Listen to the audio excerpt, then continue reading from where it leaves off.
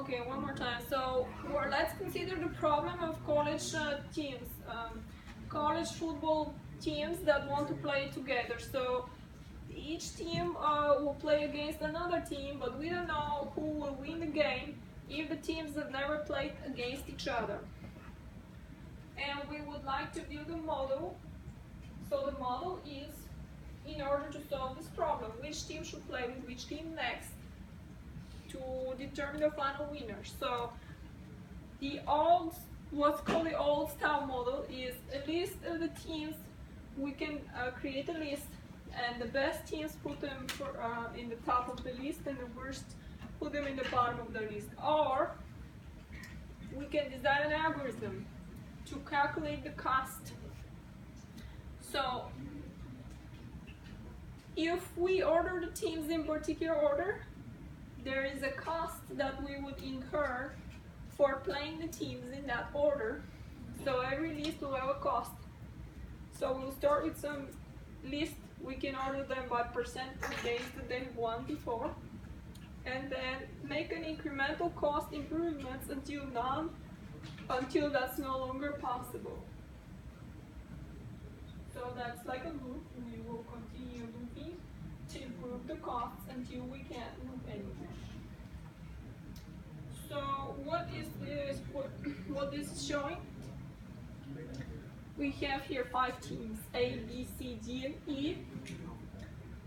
The tail is the winner, the head is the loser. So if A plays against B,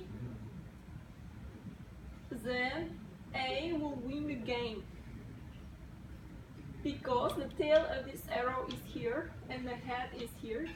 So this will be the winner if those two teams will play. If B plays against D, then B will be the winner and D will lose. If E plays against D, E will win, D will lose.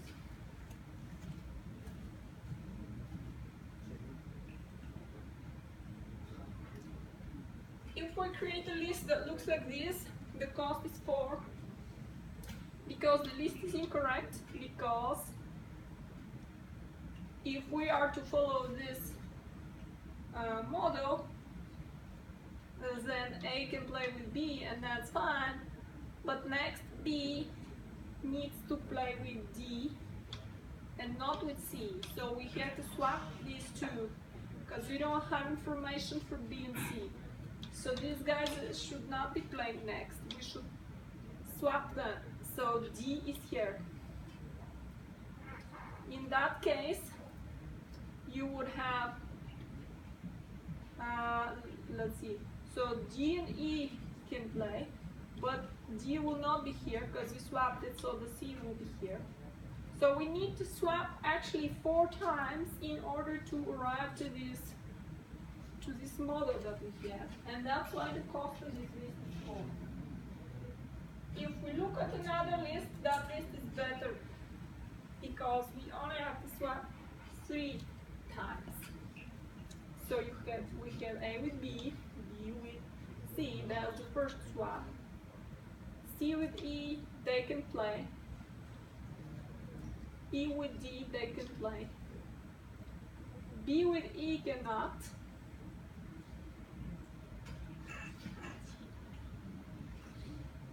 A with G can play.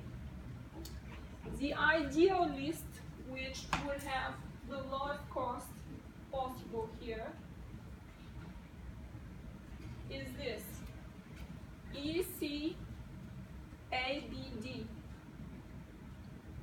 The cost will be 1, because most of those, so E will play with C, C with A with B, and B with D.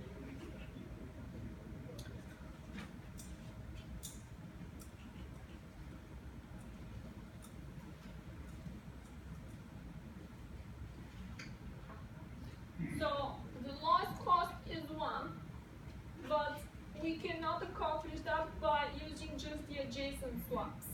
So we have to swap teams that are not next to each other.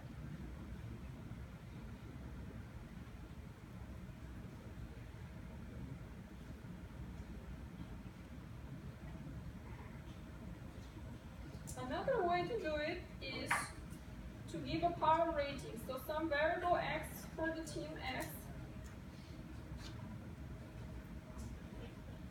And in that case, the cost function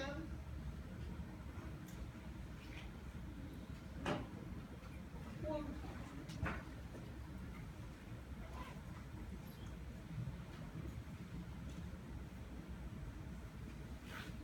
is an expression of variables. So let's say we have function h, which takes as input x and y. The function will give a loss of 0 if these teams never play, or if x1, then x will be bigger than y. If y1, y will be bigger than x.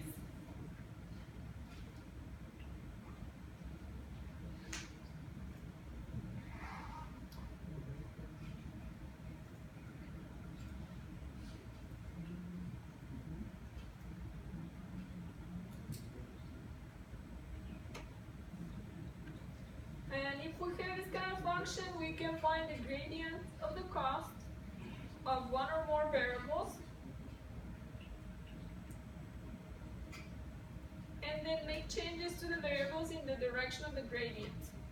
And that will lower the cost and repeat until all the improvements are small.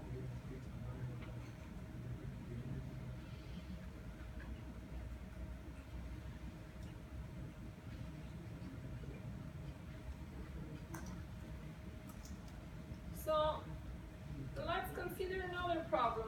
Let's say if we just want to say a yes or no. So if we need to build a model for spam, for email spam,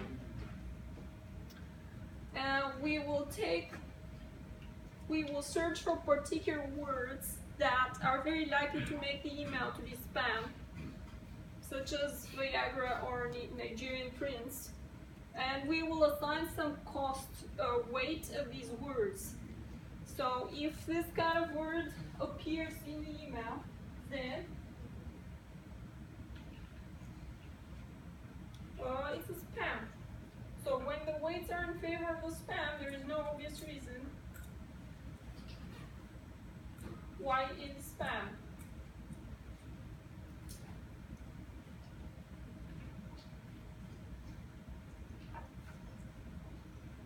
So if we have the phrase in the email, this implies that the email is spam. That's easy to understand.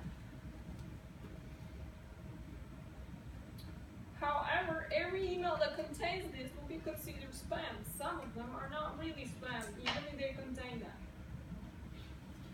So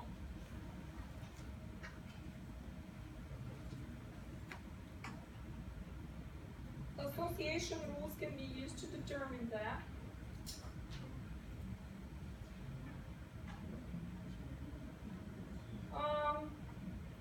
As I mentioned, in terms of prerequisites for the course, we require you to take algorithms and data structures, and these we will post some documents on the syllabus about reviewing probability theory and linear algebra.